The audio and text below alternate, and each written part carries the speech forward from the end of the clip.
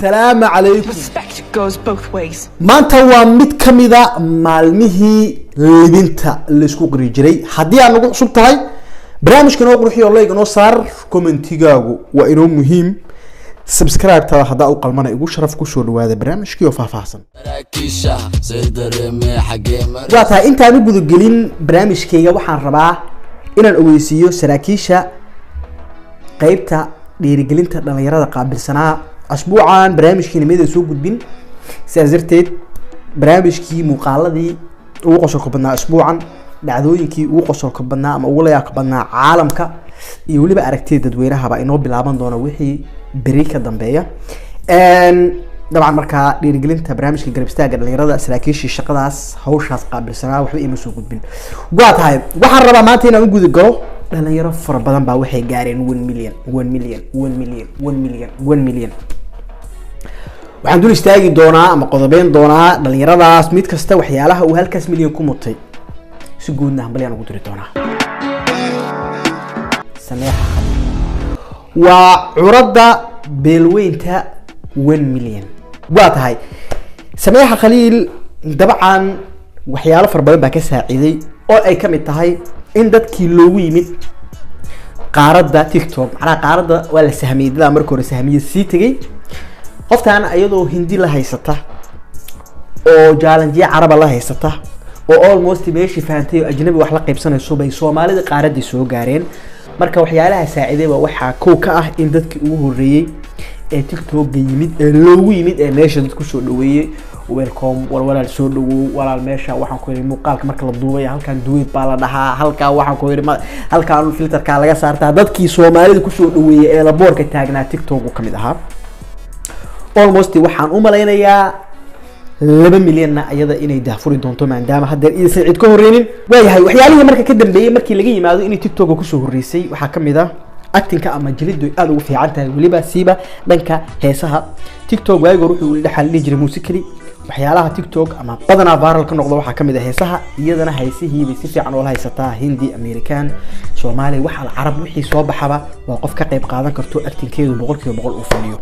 marka sameexa khaliil waxaan leeyahay qof koobaad barnaamij ku casuumay hambaliyo insha Allah 2 milyan oo ku rajeynaya next السلام عليكم ورحمة الله وبركاته first lady bay ahayd dumarkan ku sharfnay barnaamijka inaan ku ixtiraamnay inaan ku daafurno dumar oo la saar barnaamij ragga marka wiil gabar saasi ku socon doonta wiilasha aan soo qaadi doono waxa kamid ah guuxaye wow barnaamijka marka si dambeeyo qofka marka limitiisa u kareysay inaad ku raaxaysanaysid baad dareemaysaa guuxaye waa actor waa producer waa director mid kale oo khaasna waa ku amaanaya taasoo ah in dhalinyaro fara badan waagi hore dhalinyarada group wax loo kala duuban jiray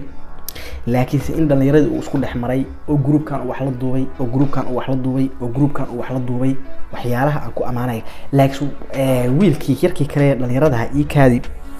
loo siiyay yarkan isla socon jireen loo siiyay 1 milyan in hal habeen wada galaan bay ku qurux badnaan lahayd munaasabad weyn bay ahaan lahayd hal habeen in labadaas maadaama aad dhalinyarada u madaaliyaan kaftankooda u badan yahay laakiin dhacooday aflagaadooda isku dhagan aan la arkin waxay ku qurux badnayd in labadaas wiil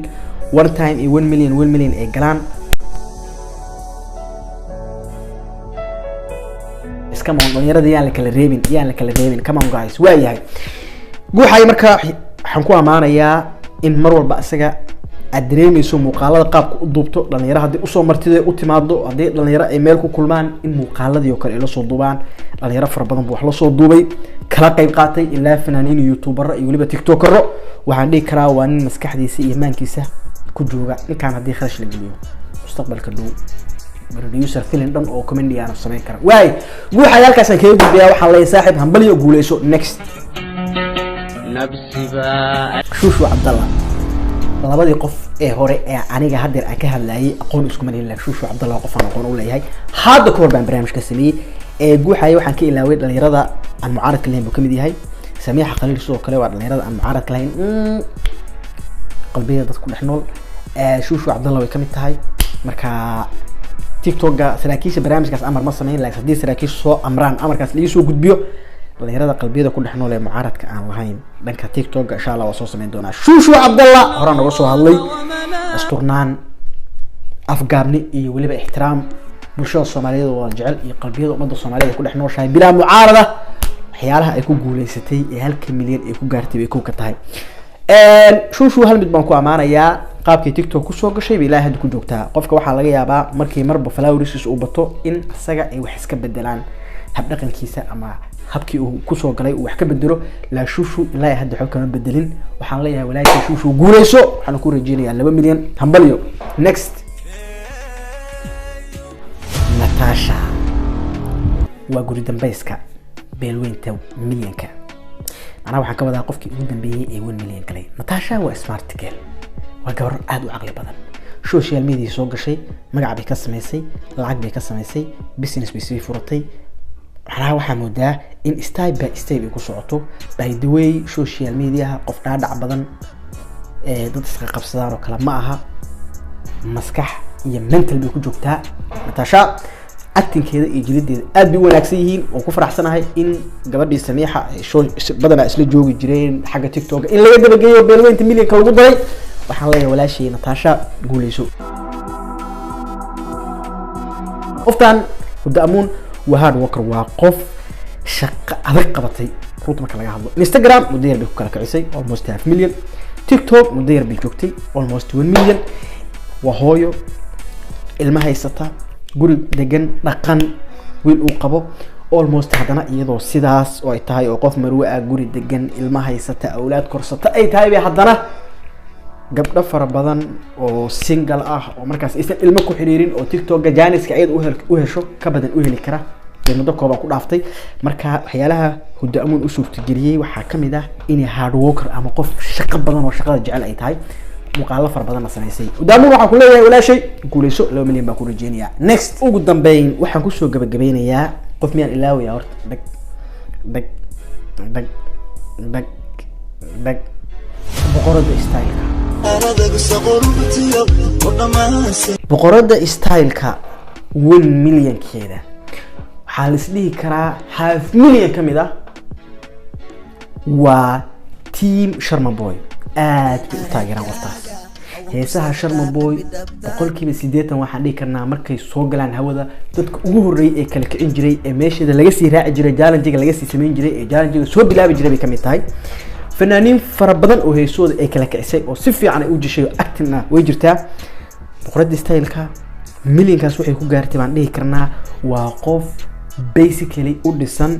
dhanka acting-ka dancing-ka iyo waliba qaabka loo kala kiciyo music-ga heesaha qaabka meesha lagu talagalay in angle-ka in laga bilaabo iyo angle-ka in lagu dhameeyo loogu talagalay baan dhihi karnaa waa full actor dhanka music-ga ah boqorada style-ka waxaan ku leeyahay walaashay guuleyso 2 milyan oo degdegana waa ku rajeynaya next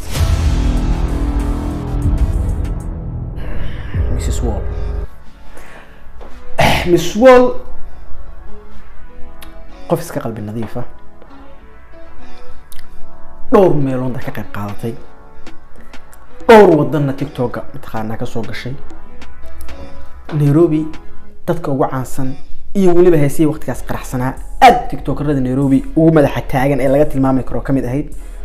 Muqdishona timid gruubiyadii Muqdisho oo dhanna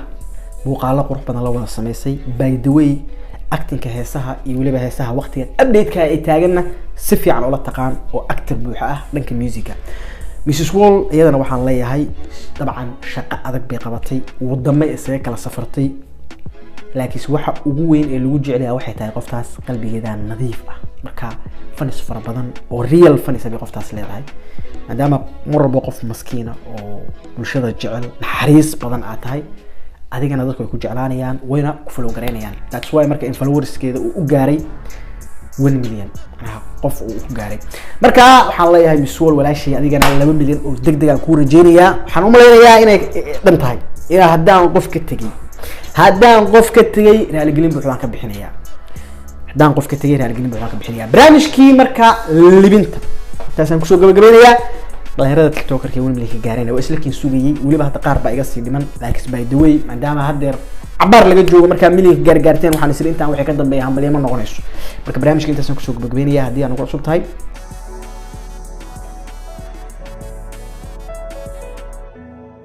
maalin kasta waxaan dhahayaa leegta noo qurxiya barnaamijka like ma saaraysan saan idinkugu soo daala idinkugu soo tiiri tacbeela waayahay bal like barnaamijka noo saara commentigaaga qofka aad taageersan tahay subscribe taa hadda u qalmo intaan ku mudana barnaamij qalmida